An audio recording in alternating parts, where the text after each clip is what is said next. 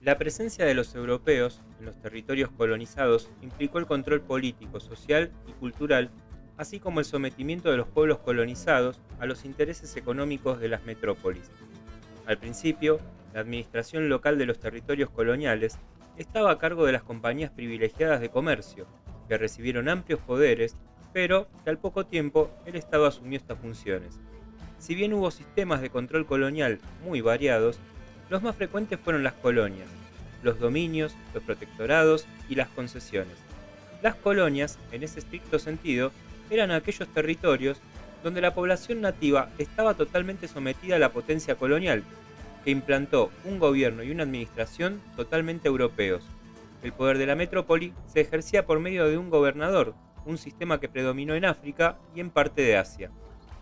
Un tipo particular de colonias fueron las colonias de poblamiento, en las que se asentó una numerosa población europea que impuso su lengua, sus formas de vida e instituciones, tal como eran en su país de origen. Un ejemplo característico fue Argelia. Los dominios eran específicos del Imperio Británico. Se trataba de colonias de poblamiento a las que se les aplicó un sistema de autogobierno. Los poderes del gobernador estuvieron limitados por un gobierno designado por una asamblea elegida por los colonos. Gozaron de completa autonomía en la política interna, pero la política exterior se decidía en la metrópoli. Fue el caso de Nueva Zelanda, Australia y la Unión Sudafricana. Los protectorados eran territorios coloniales donde ya existía un Estado soberano con su propia estructura política y cultural. La potencia colonial respetaba teóricamente al gobierno y la administración nativa, pero ejercía el control militar, la dirección de la política exterior y la explotación económica. Un ejemplo fue el protectorado francés en Túnez. Un sistema de control colonial menos visible fueron las concesiones. Un Estado cedía temporalmente territorios a una potencia colonial que los controlaba económicamente, pero sin desplazar en ellos ni a funcionarios ni a militares.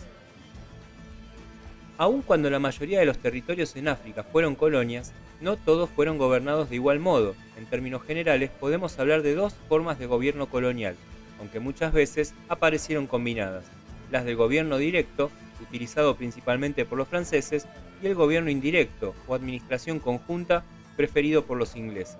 De todas maneras, con el tiempo, se hizo evidente que el primer sistema era complicado de implementar y fue reemplazado por el segundo, incluso en la mayoría de las colonias francesas. El gobierno directo consistía en eliminar a la autoridad africana, haciendo del administrador europeo el titular del gobierno.